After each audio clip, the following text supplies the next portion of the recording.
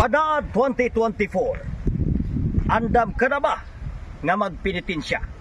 Makasalanan ka ba nga klases pagkatao?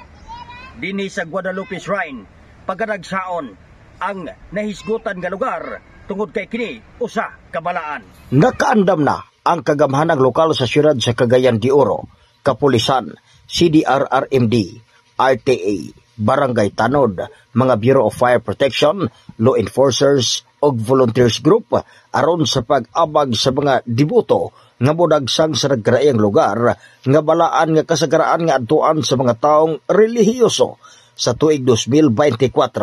Dibutyag ang atong kapulisan nga lauman nga daghan ang mga taong mudalikyat sa mga lugar sama sa Malasag, El Salvador og sa Guadalupe Shrine kung asa daghan ang mga magpenitensya, daghan ang mga magsakripisyo og daghan ang mga maghinulsol sa mga sala tungod kay kita giluwas ni Hesukristo sa ato ang mga nahimo nga kasalanan.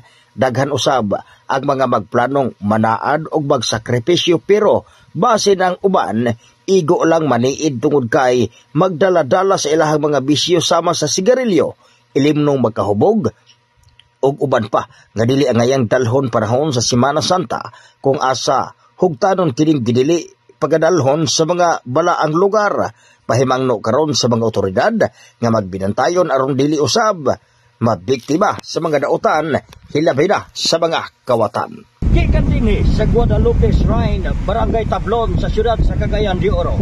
Ako si K5, Rikim Sulita, para sa Kampiyon sa Balita Serbisyo Publiko o Kalingawan sa Cagayan de Oro. K5 News FM.